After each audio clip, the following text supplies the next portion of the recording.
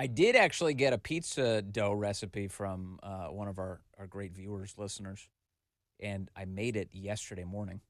And I haven't tried it yet. It's all frozen. We made 4 gigantic things of dough, which are in the freezer now. And I'm super pumped to try it. But because we had the whole thing out, we made pasta yesterday too. Woo, that was good.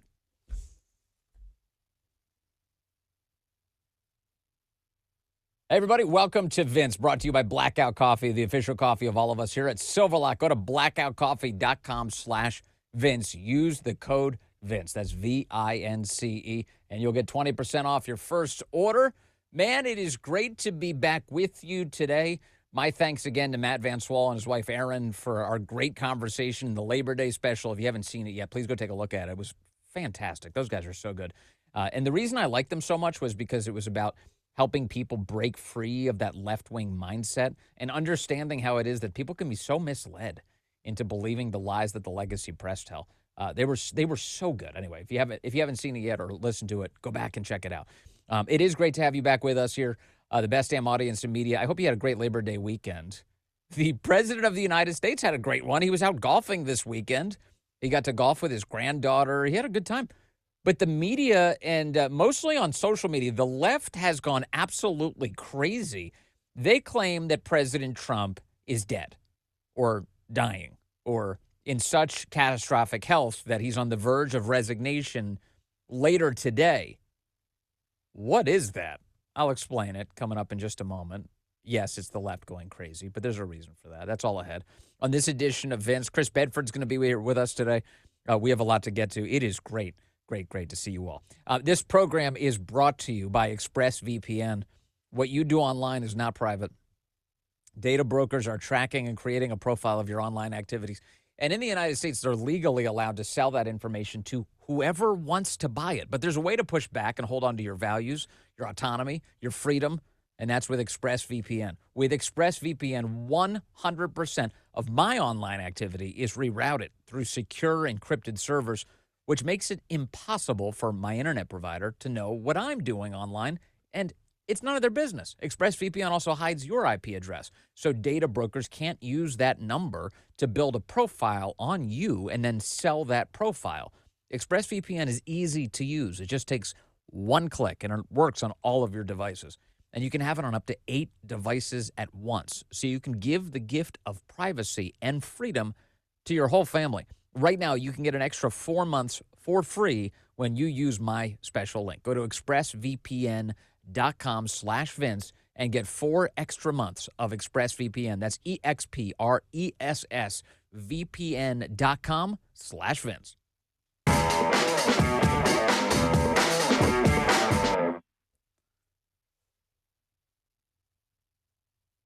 Yeah, we did have a nice, relaxing Labor Day weekend this weekend. Had some friends and family over. We just had a good time. The nice thing in Northern Virginia right now, it's just cool enough that it makes sense to get the fire pit going. So we got the fire pit going this weekend. We did some good things. And thank you. I on Friday I had asked whether or not I could get a pizza dough recipe from the audience. And a great listener sent along a pizza dough recipe, which I made. I have not yet tasted it, so I'll give a full review when that occurs. But we've got it. It's ready. It's in the freezer. We're saving it up, and then we're going to start making it. Can't wait for that. Thank you very, very much. Hey, the Labor Day weekend is the space in which the left decided to fill with its insanity. They've been all weekend raging about the idea that President Trump is in poor health. In fact, if you look at some of the Google News results here, they're out of control. Trump responds to speculation about his health. Donald Trump posting week-old photo raises eyebrows amid health speculation. On and on and on. Trump raises well, this is about COVID-19. That's a separate thing. We'll get to that. Trump dispels health rumors, hits golf course. Yeah. So first of all, to be really clear, Trump is fine. Trump is fine. I had someone in my own family go, hey, what's going on with Donald Trump? Is he okay? Yes, he's fine. Why don't you think he's fine? Well, I was on Facebook, and I saw these messages from people. They say he's not doing well. He's fine. He's doing all right. He's doing perfectly fine. There's a bunch of reasons we know that. One, of course, he spent the weekend golfing. He had a relaxing, insofar as a president can relax. He went out to his Sterling, Virginia golf course, and he got some rounds of golf in, which is good. Just like the rest of us, he tried to take whatever time he could off on Labor Day to get some time with the family, and he did that. And then on Friday, actually, going into Labor Day weekend, he had a huge interview with Reagan Reese of the Daily Caller. And now you'll know Reagan is my White House correspondent over at the Daily Caller. She's wonderful. And she had an hour-long conversation with the President of the United States on Friday afternoon. It was great. They covered a ton of news. Look here. Here's a picture of the President and Reagan Reese for those of you on rumble.com/Vince. And they're touring the Rose Garden together. They were walking around, kind of seeing the sights. The president, straight up in the middle of the interview, was like, "Hey, let's go look at the Rose Garden. I want to show you everything I'm doing." And so he took her out there and showed her the scene and what his plans are for the Rose Garden, how good it looks now. That's great. There he is in perfectly good health. And one of the things he revealed on Friday to Reagan, which I just can't stop cracking up about, is he plans on doing a presidential Wall of Fame display in about 2 weeks in the Rose Garden. And it's going to depict, I don't know if it'll be all the presidents, but certainly a number of portraits of the presidents of the United States. And the portrait that President Trump is going to display for Joe Biden is not going to be Joe Biden's face. It's going to be the auto pen. You know about this? Yeah, the auto pen portrait is going up in lieu of Joe Biden's face at the White House. The president revealed this weekend, which I was absolutely cracking up over. I texted Reagan on Saturday and I said, "Hey, how'd the interview go?" And she said, it was great. It went really, really well. And then she started reeling off some of the stories that she was able to capture in this conversation. And she says, he's going to post a portrait of an auto pen and then say it's Joe Biden. I said, "No, what? Get the hell out." And she said, No, I'm serious. Isn't that great? Really funny. Yeah, he said in the conversation that he's fixing things up at the White House right now. And he was showing her these frames. He was showing her the frames of where the presidential portraits are going to go. And she said they're very beautiful. And he was talking about how usually they use these frames for high-end paintings. And then he asked her for advice. He said, "What do you think about this? It's a decision I have to make. How about we put up a picture of the auto pen in lieu of Joe Biden?" And Reagan responded that was hilarious. And then Trump decided, "Okay, fine, we're doing it." And then it's going to be up in about 2 weeks, he said. It's all being prepared. So there you go. In case you were wondering, they are hanging an auto pen portrait of Joe Biden at the White House. It's just no other president would do this. And thank God we have this one. Anyway, that's what's happening. So back to the president's health for a moment. So he's doing great. He was out. He did that hour-long interview with Reagan Reese in the White House. Inside the Oval Office with Reagan was the Caroline Leavitt, the White House press secretary. Stephen Chung was there. Stephen Chung. And they had a great conversation. And the president hit a lot of issues. I'll go over some of them in a moment with you because there's some things in there that I want to highlight for you. And then after that, again, spent the weekend golfing. He's perfectly fine. Look, one of the distinguishing features about this presidency is just how lively the guy is. How many press conferences does this guy do in any given week? I think one day in the last 2 weeks, he did like 3 press conferences in a single day. They kept inviting the press into the room. So his stamina is not really the question here. So what is going on as the left freaks out about his health? Oh, he's sick. He's not doing well. He's dying. He's dead. Well, one thing that's clearly going on is they're hoping he's ill. They're wish casting.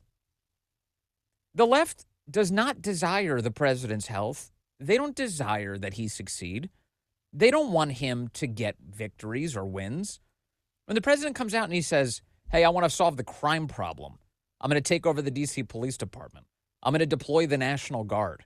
And then he has success doing it. What has the left done the last few weeks on that subject? They've lied to you. They've said, "Oh, no, D.C. was fine. There was no crime problem. There was nothing to fix. The president's an authoritarian. These police forces are arresting Americans. We're doing nothing wrong." They just made up everything they possibly could because the last thing they wanted was proof of how poorly they've run America's cities, to include our nation's capital. And President Trump succeeding where they have failed us is a win for him and a loss for them politically. That's how they view it. So it's much better just to conceal all of that. So they're hoping he's doing poorly. They are rooting against him. And they, no question, would love to see him be so catastrophically ill that he has to disappear from the presidency. That's what they want. The other thing, and you obviously cannot miss this in this stupid conspiracy theory that they're advancing, is they're projecting Joe Biden's failures onto Trump. They want people to think that Donald Trump has Joe Biden's illness. The left spent 4 years and since and before trying to convince you that Joe Biden was of sound mind, that he was perfectly fine, that he had all of his faculties, that he was the president of the United States. Never mind the fact that we've now heard from all sorts of officials who are actually talking and not pleading the fifth in the Biden administration who said that Joe Biden wasn't with it. You just had a guy called Ian Sams, one of his top spokesmen, say that he only met with the president twice in the entire presidency. Yeah, not a pure sign of stamina, is it? Not a clear sign of health, is it? No. So what the left is doing here is, once again, somebody says, Loyu says it correctly, deflect and project. It's gaslighting. That's right, Hard Times. It's gaslighting. So they look at Trump and they go, well, shit, that guy's actually doing a lot of good stuff for the country. Man, I wish he wasn't because it reflects poorly on us. Man, that really sucks that that last guy was a vegetable in the Oval Office. What can we do? Why don't we just say that Trump's got Joe Biden's problems? So that's what they spent the last week doing. Now, President Trump, for those of you who are listening to this in the morning of September 2nd, 2025, the year of our Lord, you should know that there's a White House press conference of some kind coming up, a statement from the president today at 2 o'clock at the White House, 2 o'clock p.m. in the Oval Office. Yeah, I know. But here's the thing. Justin reminds me that it's in the Oval Office, but we can't overstate what that means at all, first of all. And here, let me tell you why. One, we already know that the statement today is about defense. It's about defense. Now, the media, the left is claiming that President, just bear with me. This is so freaking insane. The left is claiming on the internet today that Trump is going to announce his resignation. He's going to announce his resignation today at the White House. Remember those people who used to think that the world was going to end in 2012? Remember that? They thought the world was going to, what date was that? December, it was like December something, December 20th or something, 2012. The people thought the world was going to end. And so people literally gathered in Times Square in New York to mark the end of the world. They were there and they were like, here it comes. They were watching their clocks, their watches. They were like, here it comes. And then, of course, well, you know what happened? The world didn't end. And so they walked away. They walked away with their heads hung low because they were disproven wrong by the passage of time. Now, what will the left do today when Trump doesn't announce his resignation at 2 o'clock Eastern time from the Oval Office? Well, nothing. They'll just pretend like they never said it. They'll say, oh, it's all a part of a long orchestrated cover-up. Yeah. Yeah. What was it, 12/21? Is that right? December 21st, 2012? Hilarious. Ishmael Cord says, the world did end in 2012. We just haven't noticed yet. Yeah, maybe that's what's going on. But so President Trump is going to make an announcement today. It's defense-related. And here's, Justin, why I don't think it's a big deal that it's in the Oval Office. Do you remember like a week or two ago, we got another announcement that, the president's going to make an Oval Office statement and nobody knew what it was about? Remember that? And then it turns out it was just so that they could announce that they'd be doing some sort of selection process at the Kennedy Center for the World Cup. Okay, well, that's all well and good. I'm happy for another press conference, but don't overestimate the setting. It's the Oval Office. He's going to announce war, isn't he? Maybe. Or he'll announce, that we're throwing a big party at the Kennedy Center. Literally anything can happen during the Trump presidency, so I should remind you what's going on here. So anyway, that's what's happening. The left is going crazy. They're mad at the Trump presidency. They wish Joe Biden wasn't a vegetable, and they're accusing the president of being completely ill and a vegetable himself. Let me see. What does Justin put up on the screen here? White House to make an announcement at 2 p.m. on September 2nd. all roads to Walter Reed Hospital shut down. According to Your Anon Central, is that what that is? He's a big-time idiot, but a big following. Well, being an idiot does not stop people from having big followings. So let me see. So that's Walter Reed Medical Center. Let me check the current traffic for Walter Reed Medical Center. I can't even believe you're forcing me to do this, Justin, because this is. Let me see. Walter Reed Medical Center. Hold up. Let's open this bad boy up. Now let's look. Just bear with me. I gotta pull up the traffic. Where's the traffic layer? Traffic. All right. So we stare at Walter Reed Medical Center, and I'm seeing literally no closures at all anywhere. Can you see this? Are you seeing this right now? Okay. Yeah, there's no road closures anywhere around the Walter Reed Medical Center. Just to be very clear with you. Look. Yeah, so fact check false. That's garbage. Oh, I got to pull that up so you can see it more easily. Yeah, look at that. Yeah, okay, so we're doing fine. Anyway, that's the update for you on what the hell's going on. Unreal. Just unreal. Anyway, so that's it. So they just lie. They're just lying. They're lying to you. And then big anonymous Twitter accounts are lying about the president of the United States. So in case you're wondering, President Trump is doing well. He's got a 2 p.m. announcement. They're going to be talking about something defense-related, and the left is still crazy. Does that about sum it up? I think that sums it up. All right, just making shit up. Yeah. It's the new journalism, says Highway Dog. Yeah, no, that's true. That's what they do. That's what they do. Let me get to the actual news by real journalist. Reagan Reese at the Daily Caller, of course, had that big interview with President Trump on Friday. And I've pulled out a number of selections for you here. Here's, if we could focus on this, fellas, on whether the Russiagate perpetrators should be arrested. This is good. So Reagan asked whether or not the president of the United States would be okay with seeing John Brennan and James Comey arrested on national television. You guys okay with that? James Comey, John Brennan being arrested on national TV, CNN film crew standing outside of their homes. Would you like to see that? Yeah.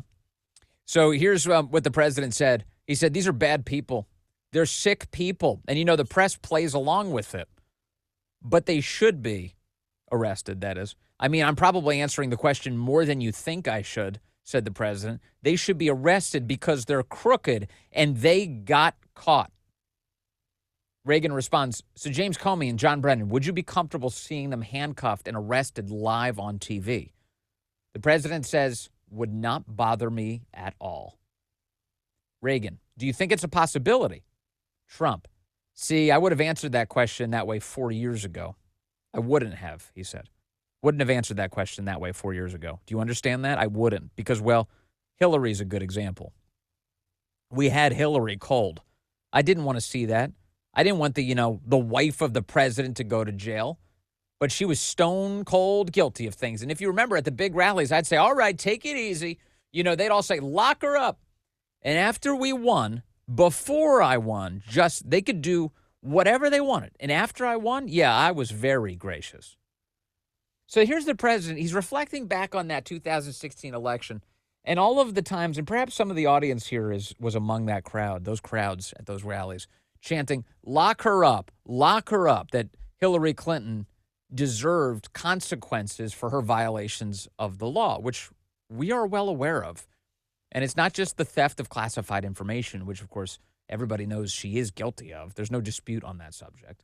But also, it was the Clinton Foundation. It was all the money that was flowing in order to buy influence to the expected president of the United States. Now, thank God she didn't actually become president, but man, there were a lot of things that you could dig into related to Hillary Clinton. And President Trump, he didn't. He went easy on her. His administration went easy on Hillary Clinton. And his reaction to that is like, you know what? I learned from that experience that grace was never returned to me. That grace was not returned to me. In fact, I was treated like utter crap. I didn't break any laws. And they dropped the full weight of the federal government on top of my head. So, yeah, no, that's we're not playing like that anymore. We're done with that. in the words of the Secretary of Defense. We're done with that. We don't do that anymore. And so now the president has decided, yeah, I'd be perfectly comfortable seeing these guys arrested. Now, that James Comey and John Brennan quote from President Trump this weekend got a lot of attention in the left-wing press. I knew they would. I knew they'd jump all over that. Good. You marinate in that for a while. As the president says, yeah, I wouldn't have any problem with seeing these guys arrested on national television. NBC and all the other usual idiots went absolutely crazy this weekend, casting Donald Trump as some sort of tyrant. But you and I both know that every time we talk about this subject, it's that Donald Trump and his supporters who were subjected to tyranny, not the left. The tyranny came at the hands of the left, at the hands of people like James Comey and John Brennan. So if they're given a taste of their own medicine, it's because they deserve it, not because they're being treated unfairly, but because they are being treated fairly. That's the lesson from that. So there you have the president saying, yeah, no consequences. They should definitely come for those guys. I've got a lot more for you, including some areas where I'm concerned about the president's answers. I'll raise those in just a moment with you here on Vince. Great to have you with us as always. We've got great sponsors that keep this program going. That includes Jacked Up Fitness, one of my favorites. You know, more and more Americans are prioritizing their wellness and getting back in shape, but studies prove that strength training does so much more to help burn fat than cardio alone. I've been working with Don and the team over at Jacked Up Fitness for a couple of months, and I've got to tell you, these guys really know what they're doing. Their all-in-one home gyms are so cool. They're already best in class. Trust me, I have one. And I had company over Saturday, and every time I have company, I'm like, hey, come check out my Jacked Up Fitness machine. And we go and we look at the machine. Everyone's like, dude, that thing is so awesome. I know. I love mine. And now they've got their all-new X Series, and it takes home fitness to the next level. The Power Rack Extreme Functional Trainer lets you do hundreds of exercises, basically everything you would do at the gym, right from your spare room or your garage. Want more? The Power Rack Pro X features a fully upgraded cable crossover system with articulating pulley arms for unlimited width combos. So you will hit every single muscle group. And if you're new to this, don't worry. They've got a free Get Jacked Up video program. Just press play, follow along. No more excuses. Let's do this together. Go to getjackedup.com. Use the promo code Vince and save 10%. That's getjackedup.com. Jacked Up Fitness. Yeah, baby. Yeah, baby. That's right. Rug Dew says, you can't get jacked up just by looking at it, Big V. You're right about that. I can't just look at it. No, actually, there's really nothing more satisfying than being done. Right after you get done with that workout, dude, that's like top tier feeling, you know? I remember Arnold used to brag about that. He's like, I'm not even going to do the Arnold voice, but he was really big into it. Anyway, highly recommended. Get Jacked Up Fitness. All right, let's see. President Trump on a bunch of other issues. Let's see. I'll bang through them here with you because you need to know the news. We've got, okay, here's one. This one I'm concerned about. On illegal farm and restaurant workers in the country. You know, President Trump for a minute said earlier this year that, hey, look, we're deporting illegals, a lot of them, but we may need to go a little easy on the farm workers. We may need to go a little bit easy on the restaurant workers. Now, I'm telling you right now, I have no interest in going easy on anybody. If you want farm workers in the United States, one, hire American. But two, if you need to bring in foreigners, you've got to do it through a legal system. We can't have illegal alien farm workers. Unacceptable. You can't have an illegal system that you just look the other way on and say, we're not going to enforce the law in that area. Can't happen. So we need a better system than just bring the illegals in. You got to have a legal system. So here's Reagan's question to the president. On illegal immigration, sticking on immigration, she said, are there still plans to provide deportation exemptions for illegal farmers and restaurant workers? What's the policy right now? Reagan asked. And the president responded, we want to. Look, I've got two groups that in particular like me. They like me. People that don't want to allow people to come into the country illegally and the farmers. So he says these two groups are at odds with one another. Okay, they really, with the farmers, they're great. And And it's a little at odds because some of the people coming in for many years have worked on farms and they've been good. And in many cases, they pay taxes, everything else. And you have some of my best people don't want anybody in for any reason, no matter what. No matter what. Very hard line stand. So we're working on legislation now that's I think I'm going to make everybody happy. Now, this is precisely so let me just back up for a moment. I said a moment ago I'm not thrilled with the answer to this question. But there is a way that I could be happier, depending on how this turns out. And normally with Trump, you just wait a little bit of time and you figure out what he's actually doing. You see it come into fruition in the real world. And you go, oh, okay, I understand that. Here's what he's getting at. He's saying they're working on legislation, which would mean a legal avenue for all of this. And he says, I think it's going to make everybody happy. Now, here's what's not going to make me happy. I'll just be honest up front. And Trump doesn't have to nail it 100%. I want him to. But, I'm not going to throw President Trump out or wish he was out of office if he diverges on one thing, because I've derived a lot of joy and satisfaction out of how successful he's been as president of the United States. No question about that. But if he comes up with a legal system where people go home and then they can legally immigrate back into the country on a temporary basis to do farm work, I'd be more okay with that system than amnesty. I don't want to see amnesty. If you've broken our laws, you've got to go. The consequence for illegally entering the United States is deportation. Go home. And then if you want to come back, we can come up with a system to accommodate that in order to ensure that American farmers get the labor that they're looking for. But don't reward lawbreaking. That's all I'm asking. No amnesty. No amnesty. And I think the chat agrees. Yeah, if you're here illegally, you got to go home. You got to go home. They have agricultural guest workers. That's right. That definitely exists. That's where this thing needs to be. But people have to go home first. We've got to send that message clearly. So I hope the president does that. They say they are working on a legislative fix.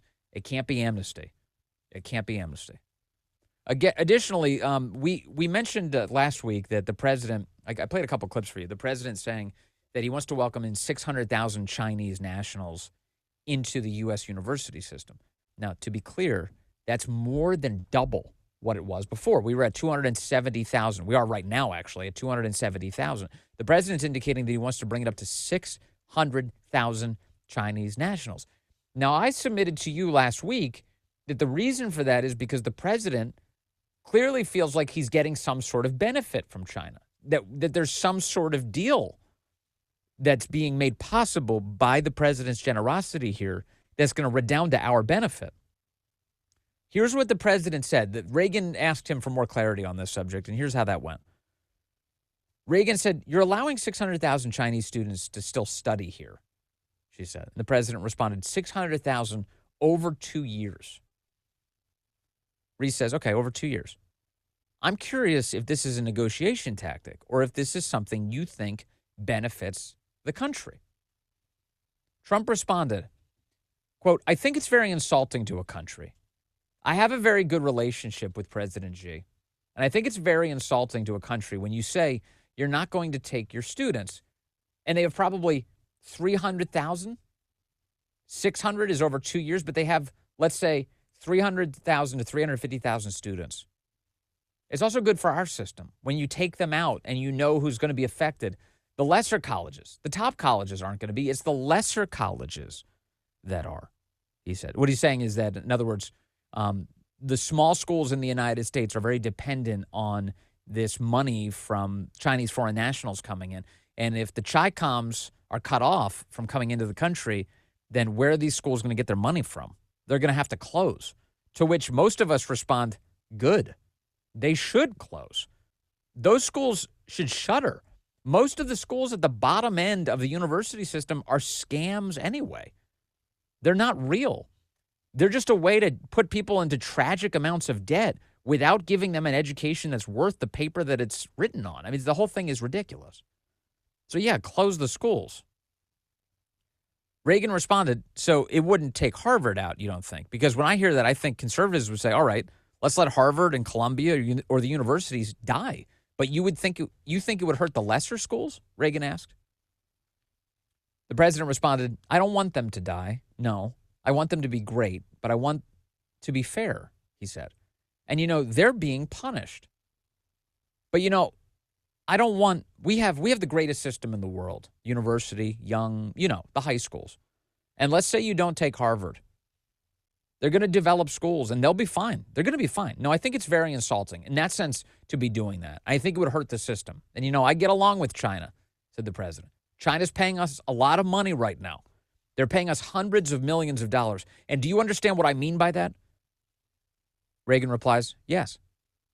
Trump continues, it's very insulting, to say we don't want their students. Yes, says Reagan. President responds, I think it's good for us, but we're doing well with China. Reagan says, is there something you hope to get specifically in return for allowing their students to still study? The president says, no, I don't want anything in return. We're doing well. They're paying us hundreds of billions of dollars. Yeah. Okay, so this is not something I love. I'm not into it. I don't want to take 600,000 Chinese students into our country. I don't want to take 270,000. It's not about them being Chinese. It's about them being subject to the whims of the Chi-Coms, the Chinese Communist Party. I have no interest whatsoever in that. Now, the president is convinced, as he points out to Reagan, that this is a part of a broader relationship with China. He wants to be on good terms with this country, which is our biggest adversary, unquestionably. He wants to be on good terms, and he sees this as a way to sweeten the pot in that relationship. But I do think it continues to be highly reasonable for you and I to be completely horrified by having 600,000 would-be espionage agents here on behalf of the Chi-Coms. The national security laws in China established by the Chi-Coms are really clear. If they want you to act in their interest against the United States, you are obligated, you are duty-bound to do that as a Chinese national here in America. Or else your family back home will suffer the consequences of your failure to heed their orders. That's just the way it works. The president knows this. But he must also believe that the risk is worth taking, that whatever he's seeing is indicating to him that we need to have some sort of really good relationship with China that includes taking in 600,000 of their nationals. So again, I'm enthusiastic about the Trump presidency. I love what he's done. I keep voting for him over and over and over again. That said, don't love this. Don't love this. All right, much more ahead on the program from The Blaze. The great Chris Bedford is joining us in mere moments. I'll ask him what he thinks about all of this. That's ahead on this edition of Vince. Glad to have you with us. After a packed day, there's nothing better than sinking into a bed that actually helps you recharge. And that's why I am so thrilled that I switched to a Helix mattress. And let me tell you, it's been a total upgrade to my sleep. No more tossing, no more turning, no more waking up sore or groggy. Just deep, comfortable sleep that helps me wake up feeling like myself again. Helix Sleep is an award-winning mattress company, and they customize your mattress based on your unique sleep style. Are you a side sleeper? I am. I'm a side sleeper. I punched in the stuff on the website. They asked me, are you a side sleeper? Yeah, side sleeper. Boom. They spit out a mattress that worked perfectly for me. You have back pain? You run hot at night? They've got options for all of it. You just take the quick quiz. They match you with the right mattress, just like they did for me and for Allison. And then it'll get delivered right to your door. Simple. Seriously, I didn't realize how much better sleep could actually be until I tried Helix. And now it's something I actually look forward to. And here's the best part. Right now, Helix has an exclusive offer for my listeners, 27% off site-wide. Just go to helixsleep.com/Vince. Claim your discount of 27% off. Once again, that's helixsleep.com/Vince. Helix Sleep, baby. Thank you to Helix for supporting the program. Also, thank you very much to Bowl and Branch. You know those myths that we hear? Speaking of a great bedtime arrangement, you know those myths that we hear like cold weather gives you a cold or we only use 10% of our brains? Here's another one. Thread count. Many believe higher thread count means better sheets, but it's really just a measure of fabric density. And when it comes to sheets, the thread quality matters way more than the count. That's where Bowl and Branch comes in. I have been sleeping so much better on my new sheets. In fact, Allison is crazy about Boll and Branch. She loves the sheets. They're really good. They use the highest quality organic cotton, making them soft and durable. Plus, they get even softer with every single wash. It's more than the number of threads. It's about comfort and long-lasting quality. So if you are looking for sheets that combine luxury and durability, Boll and Branch is the way to go. Your sleep's going to thank you. So feel the difference an extraordinary night's sleep can make with Boll and Branch. Get 15% off plus free shipping on your first set of sheets at bollandbranch.com/Vince. That's Boll and Branch, BOLLAND, branch.com/Vince. Save 15% and unlock free shipping. Exclusions apply. Visit bollandbranch.com for details. Yeah, baby. Hey, do I share too much about my bedroom activities? Is that what's happening here? Probably too much. We've got the Helix mattress, and we've got the Boll and Branch sheets. And I feel like I'm revealing a lot here, but we do love them. We sleep so well. All right, let's bring in Chris. Let me bring in Chris Bedford, who's talking in my ear right now. I don't know if people can hear him. Chris Bedford, senior politics editor, D.C. correspondent for The Blaze, is here. Hello, Chris. Hey, Vince, sorry if they could. I just meant to be harassing you man to man. Chris was definitely harassing me during all of that. I had to turn you down, actually, because of your harassment. I literally muted you. I was like, mute. I got to turn Chris down while I was doing the live reads there. Thank you, man. It's good to have you with us. Hey, let me dive in really quick to what Reese was able to gather from the president of the United States on Friday. She got a couple things out of him, and some of them just instantly stood out to me like, whoa, wait a second. Not sure I love this. One, he indicated that he is trying to work out a deal that he says everyone is going to love when it comes to farm workers and hotel workers who are here in the country illegally. Now, Chris, whatever deal he comes up with, I got to say, I don't love amnesties of any kind. What do you think of this? No, and props to Reagan because President Trump is one of the hardest people on the planet to give an interview and make news with these days.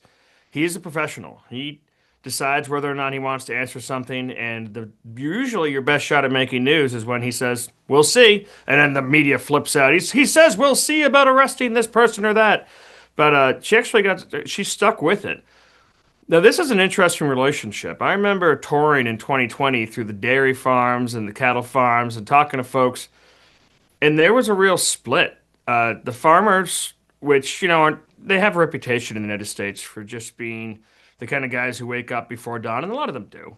But by and large, they are massive corporations. But they still, especially the few remaining independent farms, need to do good business. They've got the economy that they've run on for years, which, I mean, as we know in this country, farms have a long history of not paying locals to do the work. But they also were hit hard by the tariffs. They were hit hard by trade battles with Canada and Mexico previously, and they were sometimes seeming to regret their vote for President Trump in 2016, which a lot of them gave. So I know he's got a delicate balance there, but amnesty for powerful interests in the United States that once again are declining to pay locals is a difficult thing to sell. Now, you can make the case that there are a lot of these jobs, a lot of these towns really can't actually even put up the labor that's necessary. I've been to these places where a lot of the migrant workers live. I didn't check any papers, don't know who was legal or illegal, but they kind of live in almost group housing comfortably, eat their meals together, work together, and then leave after the season's over. And like the president did say, they are paying their taxes. These corporations are trying to stay above the law as much as they can, but it just doesn't sit right. I think you're right. A lot of those different deals that the president has to strike seemingly don't sit great with some of the MAGA base. Unfortunately, that is also a bit of the nature of politics, that it is the art of compromise. Sure, it is. That's for sure. But at least in that case, it involves directly American interests and the cost Yeah. of food and whether or not these farmers can get the work that they need. As I advocated a short while ago, I'd like to see people go home first, and then if they want to come in legally, we have a legal means to do that. But not, I don't want to see anybody given a reward for being here illegally. I think that sends a bad message. And it, by the way, becomes a magnet for more illegal immigration, which is Yes. exactly the opposite of what the president wants to do. And it protects them from exploitation by corrupt, wealthier employers who may know that you're here illegally and be able to hold that over your head. They will hold that over your head, pay you those kind of wages, and take care of you in that kind of way. Yeah. Let me also ask you about China then too. We've got the president indicating over the past few weeks that he wants to bring in some 600,000 Chinese nationals to attend universities. He did tell Reagan that that's over the course of 2 years, so maybe in a kind of a generous interpretation, you say 300,000 a year. We're at around 270,000 currently in the university system, Chinese foreign nationals. Um, it honestly, once again, in terms of like rewarding the people who do the bad things, it does seem like we're rewarding China, which in the end produced COVID, just to remind people, and has been killing hundreds of thousands of Americans a year with chemical precursors that become fentanyl and other awful drugs in the United States. And then, of course, the Chicoms keep stealing from us like crazy. So um, this one's a little hard for me to believe that the president would be okay accommodating all of these Chinese nationals in our country. What do you think of it? I can't stand it. There's no surprise, though. I mean, there was always a question of whether or not which way the president was going to go on his dealings with China. And I wrote about it for my Beltway Brief newsletter last week. That this is, well, President Trump has surrounded himself with a lot of hardliners on China, a lot of hardliners on immigration, which gave hope to those of us, I think you and I included, who want to see a total reset and reimagining of what the American-Chinese relationship is. Those people are all around him, but the president, since his interviews in the 1980s, I was able to pull up a couple of those, was always talking about not reimagined entirely relationships, but getting a better deal for the United States. So I was trying to get in questions at the when I was down at the White House press briefings over and over again and could never get a straight answer from the press secretary or from Stephen Miller or from other people on what the president's goal was on trade war with China. Was it A, to decouple the two countries to make it so that we were secure, to make it so that these students, who, as you know, they don't leave China without Xi Jinping and the Communist Party's approval, and are expected once here to actually commit espionage for China, and like you were talking about earlier in the show, are under a huge amount of pressure to actually listen to the folks back home, where their families are, where their mothers and their fathers and their sisters and their brothers are. Uh, I don't see why that's actually a good thing for the country, but the president has always been interested in making a few more dollars. He looks at, which he talked about with Reagan, all that money coming into the treasury. He looks at the trade changes. And that was always the question. Does he want to Yeah. reimagine this relationship or does he just want a better deal for American businesses? And it seems like us Chinese hardliners are going to have to wait a little while longer for a president who actually wants to Yes. decouple the economies, because this one just right now he's making big progress, but it's towards a deal. Okay, all right. So those are two areas that that you and I have expressed concern, and it's good. I like having a president that actually listens to his base too. So this is a good part of that conversation. Let me get on to some other things now. We've got Congress coming back today, finally, after its August recess, which they should have never taken, or if they were going to take it, they should have just taken a real recess and let the president make a bunch of recess appointments in the process. That didn't happen. That drives me absolutely crazy. What does Congress have to tackle right now, Chris Bedford? What is on their agenda? Well, the three things that they have are nominations for civilian appointees to the Trump administration, which is, I think, at a record high. It's over 140 people waiting to get actually confirmed by the Senate. And there are talks right now between the White House and the Republicans to use the nuclear option on that. Typically, the Senate has been very jealous of its power to affirm and to be able to review presidential appointees. But it's gotten to a point where both parties, honestly, when the other side is in the office, aren't necessarily looking for the best candidate. They're simply looking to hold up the White House. And you can't get to those 60 votes with Democrat intransigence. So they might switch it to 51 and then start to crank through these nominations, because nominations are third on their list of things to do. They've got a Yes. budget deal, which they have to put together by the end of the month.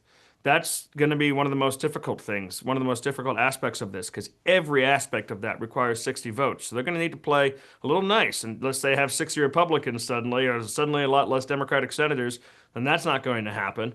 Yep. And then the Well, third thing that they're working on. On the nominees, dog ear that for a second because I want to come back to that on the third thing. But on the nominees, I talked to Senator Eric Schmidt a week ago, and he told me, he goes, hey, when we get back, I just need to tell you, we are going to accelerate the nomination process dramatically from where we were. And I was like, well, thank God for that. That nuclear option that you're talking about, Harry Reid already started that years ago when he said that you only need 51 votes to get a federal judge through. And then the Republicans responded with, okay, fine, we'll do the same thing for the Supreme Court. And they were able to get Supreme Court justices through on that basis. Why not just do it for all of them? I mean, the fact is the executive branch needs its people in place to conduct the affairs of the American people and what they voted for.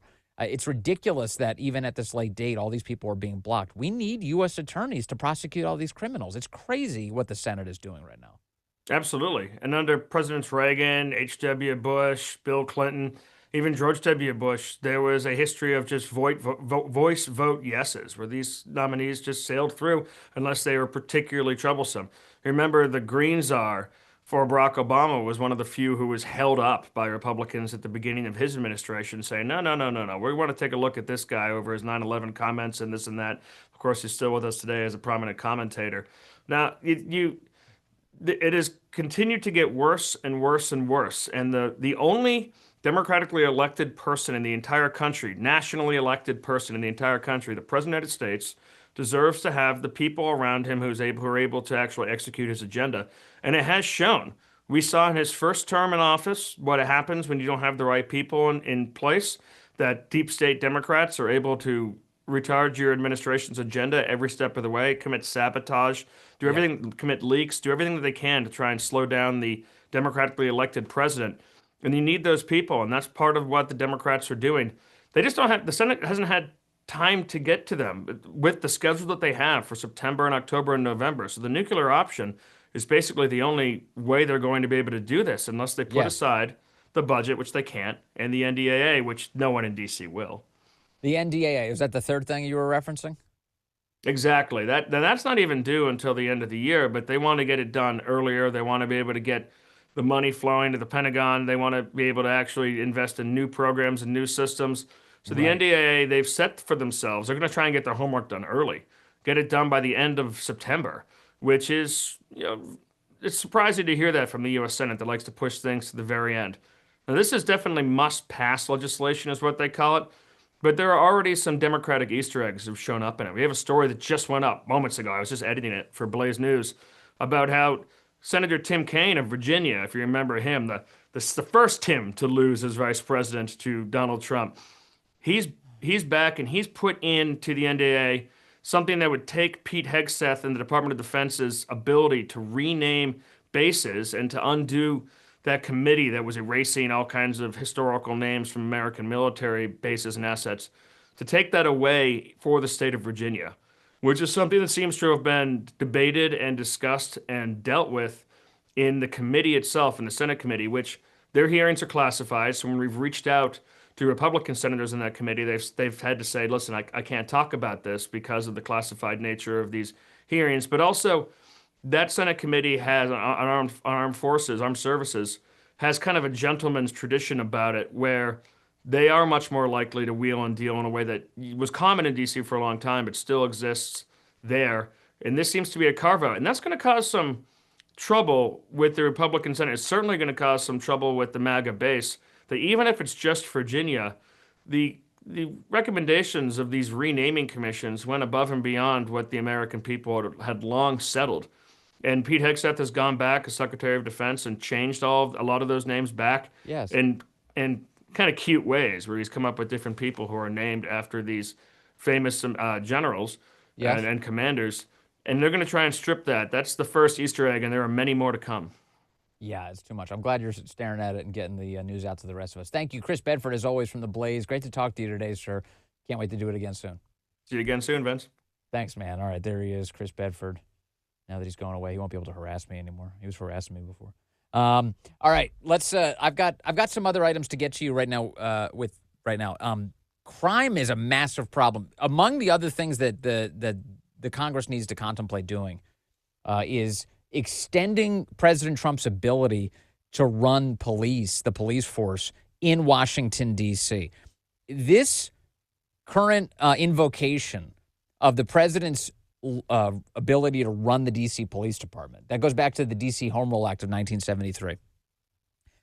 It allows him to have 30 days to run the cops in the nation's capital. That expires on September 9th. That's just days away, folks. The president is not going to have a control of the D.C. Police Department a couple days from now. And that will be a disaster. The White House has requested, the president has requested that Congress extend his control of the D.C. Police Department. And given the president's success in dropping crime by violent crime, upwards of 40% in the nation's capital, Congress should absolutely sign off on extending the president's authority here, without question. You want the nation's capital to continue to be safe? You want the good times to continue rolling? Let the president continue to fix things in D.C. So Congress has to deal with that. The other thing here, the other cities in America that desperately need a rescue are run by Democrats, and these Democrats hate Donald Trump with the passion of 1,000 burning suns. They hate him. And the last thing they want him to do is fix the mess that they've created. Watch this. Here's 6% approval rating. Chicago Mayor Brandon Johnson screaming this weekend, cut one, that he doesn't want any support to stop the violence in Chicago. Look. God bless you all. God bless the labor movement. God bless the greatest freaking city in the world. Chi-Town. No troops in Chicago. No troops in Chicago. No troops in Chicago. Invest in Chicago. Invest in Chicago. No troops in Chicago. Invest in Chicago. Yeah, it's so outrageous. It's so outrageous. So there's Brandon Johnson. And so what Brandon Johnson is saying is that he doesn't want the criminals to be stopped. The only thing he wants is more money. Invest in Chicago, he screeches. He wants you to take money out of your hard-earned paycheck and send it to him so he can squander it and not improve the situation for the people who live in Chicago at all. Did you see what happened in Chicago this weekend? 54 people were shot. 54 people were shot. That's just going into Monday morning. 54 people shot. 7 people were killed this weekend in Chicago. And the president of the United States is on the verge of sending the National Guard in. They can't come soon enough. And look, if you were a person who actually cared about the well-being of your city, you wouldn't be protesting the president sending in backup. You'd be asking him for more. If Brandon Johnson, with a 6% approval rating, cared about the people of Chicago, he would be calling the White House switchboard right now and asking to speak to anyone who can help get the ear of the president to send the National Guard in. Please, I beg of you, help us. That's not what he's doing. No. No, to Brandon Johnson, the man who you just saw on stage screeching about how he doesn't want any help, to Brandon Johnson, a bloodbath weekend in Chicago is totally acceptable, totally defensible, and the status quo should remain. 54 people shot, 7 people killed. President Trump thinks we need better, and he's right. We definitely need better. Chicago deserves better, way better than the least popular BJ in America, Brandon Johnson. There he is. Now, the New York Times was raging this weekend about the use of the military to clean up Washington, D.C., and they had this piece. It's so ridiculous.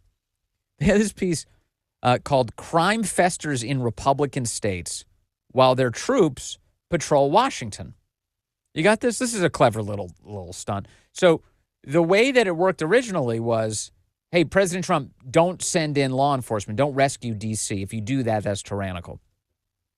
And then when they discovered that people loved the president's rescue, they changed the narrative. They moved the goalposts around the field, and they said, well, the president's not sending the troops into the hardest hit areas of D.C., the ones with the most crime. So rather than, hey, stop sending in troops, it's now, oh, you sent them to the wrong place. You should send more of them to eastern D.C. And it turned out the White House came back and they said, actually, we've been doing that, and 50% of all of the arrests have taken place in the worst districts, the worst wards in Washington, D.C. We are stopping crime everywhere we find it. And so then the media moved on from that. And now the current version is, well, you should be going after red states, not the nation's capital. You should be deploying the National Guard to red states. That's where all the crime is, the New York Times says. Here's what's going on. The crime is in the blue cities of those red states. So, for instance, they point to the state of Tennessee, and New York Times does, and they're upset that the governor, Bill Lee, dispatched the National Guard to help President Trump get control of the nation's capital. Now, Tennessee, just like every other state, does have a vested interest in the nation's capital being safe. That capital belongs to all of us. It's not any one state. It belongs to all of the states. It belongs to the American people. So Tennessee isn't doing something that works against its interests by helping clean up the nation's capital. It's very much within the interest of the people of Tennessee to have a safe capital. But the New York Times is concerned trolling the governor, Governor Lee, saying, oh, so why don't you send the National Guard instead to your own cities? Why are you sending them to the nation's capital? And then they point to Memphis. They say Memphis, after all, has long been one of the most dangerous cities in the country with a murder rate about twice as high as the nation's capital, according to FBI statistics. Nashville has a higher rate of violent crime than Washington as well. Now, what do those cities have in common? Who runs Memphis? The Democrats. Democrats are running these cities into the ground. And the New York Times has decided that the headline on this story should be that it's Republican states that have a catastrophic crime problem. Well, sure, in the areas run by Democrats. And should the president do everything that's within his power to try and bring peace to all of these cities? Definitely. But why is he doing it by himself?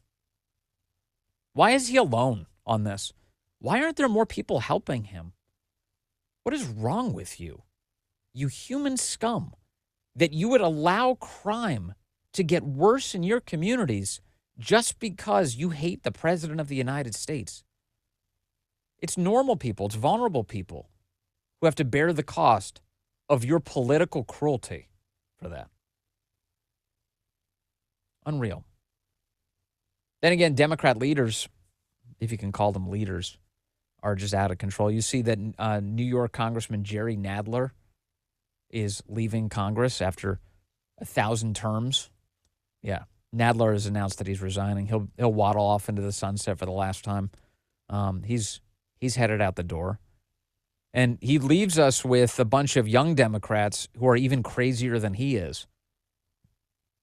Check out Jasmine Crockett this weekend, who, by the way, may actually lose her congressional seat anyway, thanks to Texas redrawing its district boundaries. So she's going to have to fight for that seat. We'll see if she can retain it. But check out Jasmine Crockett this weekend. It turns out whatever evolution she's going through, she can now no longer speak English. Here she is, cut 3. Baby, because these people, they are crazy, because they always talk about how Christian they is. Yeah, I don't know how many of them on that side are getting divorced because they getting caught up sleeping with their co-workers, staffers, interns, all the things. Yeah, you ain't got to believe me. Just go Google. You'll find some of it. I'm telling you, and the wives is being messy and petty. They putting it in the divorce. I'm like, ooh, that's got to be true, because your lawyer would know that they going to lose it if they... What the hell did she just say? We're done with that shit. What has happened to that lady? You know, when she came into office, when she ran for the first time, she was speaking the Queen's English. I think at one point she was saying, what? She's an unbelievable human being. What in the world is that? Now, I know there's going to be people who say on the left who are going to be like, well, Vince, you just don't understand. That's what we call code switching. It's code switching. Just changing your presentation based on the audience. No, you know what that is? That's insecurity, is what that is. That's insecurity. If you have to pretend to be a different person for every audience you speak to, you've got some problems. You've got some big problems. That lady's got some big... What was that noise she made, guys, at the very beginning of that clip? Justin, can you play that again for me? What was the very first, like the first 3 seconds? What was that? Maybe because these people, they are crazy. Because they always talk about how Christian they is. Yeah, I don't know Maybe how because many of them these on people. That's enough. Because these people, they are crazy. Yeah, you are crazy. Holy cow. Well, I do hope she loses her seat. We're working on that in Texas. Boy, oh boy, there's Jasmine Crockett. So, we kicked one dude out. Jerry Nadler, he's headed out. Ain't that a kick in the nads? But then Jasmine Crockett, that's what we're left with? We'll see for how long. All right, I've got a big show for you today coming up, a national radio show. Reagan Reese is going to join me on the program. We'll talk about her big conversation with the President of the United States last Friday, what it was like to sit with the President for an hour, take a tour of the Rose Garden, and every other detail from that conversation. That's ahead on the big program. And then I'll be back again tomorrow on this podcast. Vince, it's always so great to have you with us, the best damn audience in media. We'll do it again soon. All right, coming up next right here on Rumble, Steven Crowder. Stand by for that.